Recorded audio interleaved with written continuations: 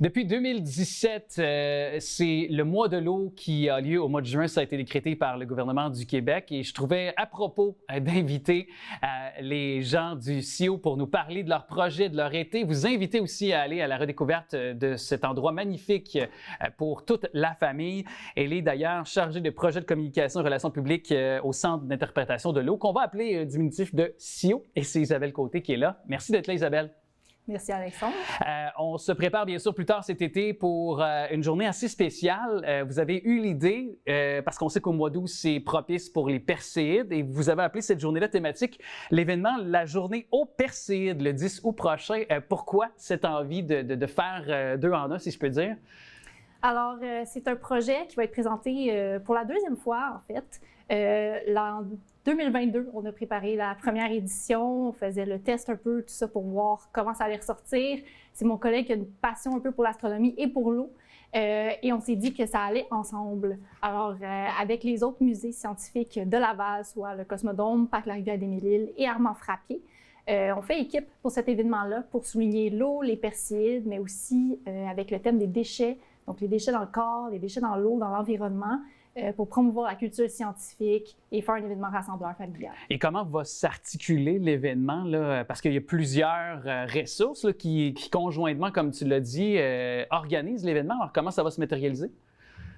Alors, c'est vraiment le CIO qui va chapeauter tout ça, mais on collabore activement avec les autres musées scientifiques ainsi que la Ville de Laval et plusieurs partenaires.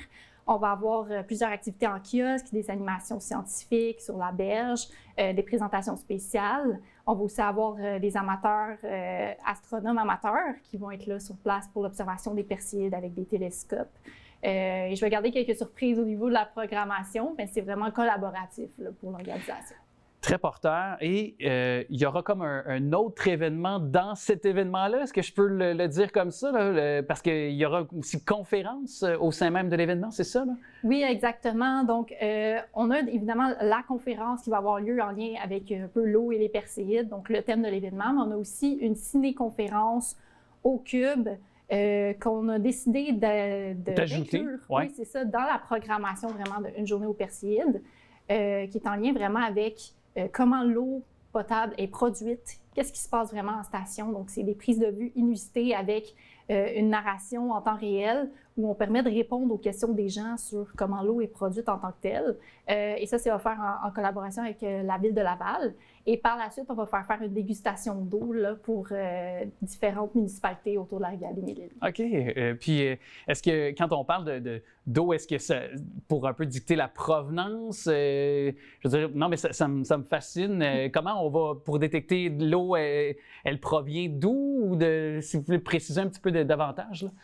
C'est sûr qu'on ne dira pas tout de suite d'où vient l'eau que l'on goûte. On va peut-être faire deviner les gens aussi d'où ils pensent que ça provient. Mais l'idée, c'est qu'on va mettre de l'avant les talents un peu d'un œnologue qui sont spécialisés au niveau de le goût, la clarté, ces éléments-là, un peu comme quand il y a vraiment les dégustations d'eau officielles pour déterminer les meilleures eaux du Québec. Alors, on va revenir vers cette procédure-là puis expliquer ça au grand public. Ah oui, donc il y a comme des sommeliers, des sommeliers de l'eau, là. Est-ce qu'on peut le dire comme ça, là, si on en fait on pourrait dire ça un peu. Quand même, ça. OK. Ça me fascine. L'eau de Montréal, l'eau de Laval, l'eau de Blainville, l'eau de Terrebonne, laquelle qui est la meilleure? Non, mais on va partir des défis là-dessus. Mais il y a aussi un beau projet qui vous habite. C'est le projet Wet Canada. Qu'est-ce que c'est? Oui, exactement. Donc, c'est un projet d'éducation relative à l'eau. Projet WET, la Fondation Projet WET est internationale, mais nous, on se mêle au projet WET Canada. Et le CIO devient le coordonnateur officiel du projet WET au Québec. Alors, on va faire de la formation à des gens pour pouvoir donner des programmes d'éducation en lien avec l'eau. Et dans le cadre vraiment d'un programme établi par le projet WET en tant que tel. Et on va avoir des animations, des activités spécifiques à ça qui vont se dérouler au musée et à l'extérieur dans les mois à venir. Est-ce que ça, c'est autant auprès des écoles? Est-ce que c'est auprès des villes, par exemple, des municipalités, des quartiers de la ville de Laval qui pourraient s'articuler le projet WET Canada, par exemple? Je dirais que c'est assez grand public, mais ça peut s'adapter en milieu scolaire aussi. Mais présentement, il y a beaucoup de travail pour voir qu'est-ce qui va être adapté en premier, comment. Un petit exemple de ça, ça a été les activités en kiosque qu'on a données au Festival Eureka, par exemple, et Journée Lire à découvrir à Laval. On avait une maquette de bassin versant, donc ça fait partie des activités du projet WET, ce type de sensibilisation-là. Okay. Alors, c'est un projet en développement. On pourra en apprendre davantage tout au long des prochains mois. L'été s'en vient. C'est à peu de coûts, de frais qu'on peut se rendre au CIO, voir vos différentes expositions pour toute la famille.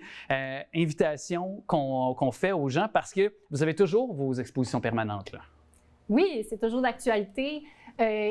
Justement, l'idée, c'est de rendre ça le plus actuel possible. Alors, à chaque saison, on rajoute des épreuves supplémentaires. Un rallye, là, c'est ça? Oui, ouais. c'est ça. Le rallye, là, c'est printemps-été, rallye estival, on l'appelle comme on veut. C'est des questions un peu en lien avec la saison, sur soit la consommation d'eau, la qualité, les cours d'eau que l'on connaît. Donc, ça permet de pousser le questionnement un peu plus loin sous forme de jeu en même temps, puis d'une façon un petit peu plus actuelle là, avec le numérique, les codes QR. Puis, on dit vraiment aux gens, les réponses ne se trouvent pas dans l'exposition, il faut chercher plus loin, puis on peut évidemment prêter assistance aux besoins. Et on a notre exposition temporaire aussi, une histoire de la qualité de l'eau qui est toujours très actuelle en contexte de saison chaude. On se demande souvent pourquoi on ne peut pas se baigner dans certains lieux de baignade. Nous, on prend l'exemple vraiment de Sainte-Rose où il y avait une plage par le passé. Pourquoi aujourd'hui on ne peut plus se baigner? Et on met de l'avant les technologies d'avant, maintenant et à venir là, pour répondre à cette question. Puis, s'il en est une, parce qu'on aura encore des avis de non-consommation d'eau ou de moins consommer, parce qu'en période de canicule, comme on aura cet été, bien, les gens, on utilise l'eau, la piscine, le terrain, et c'est tellement important de les conscientiser. Je pense à travers ce genre d'exposition-là, de propositions que vous avez, permet de voir plus loin un peu l'impact de notre consommation d'eau, qui, on le sait, on pense que c'est acquis au Québec parce qu'on a des cours d'eau partout, mais on voit à quel point c'est fragile, notre écosystème. Et je pense que l'exposition VR, c'est bien ça? Est-ce que je me trompe? Casque VR que vous proposez aussi? Oui, tout à fait. En fait, on propose une activité de visite virtuelle de station d'eau potable, donc un extrait d'une visite, je pense que c'est à Chamédé qu'on l'a faite, avec des vues 360 dans le casque VR, et on la propose dans le cadre de l'exposition temporaire. Donc, ça vient compléter un peu ce qu'on a acquis comme connaissance en visitant l'exposition, en allant un peu plus loin là, pour voir, OK, mais en station, ça se passe comme ça. C'est là que ça vient, mon eau. C'est pas magiquement du robinet. Il y a vraiment une explication à tout ça. Ouais, puis il y a un traitement des eaux usées. Il y a un travail colossal qui est fait. Puis quand on met des déchets, certains types de déchets aussi dans la toilette, ça peut bloquer la canalisation, ça peut avoir un impact aussi. Alors, tout ça est important de le rappeler. Isabelle Côté, merci beaucoup d'être passée.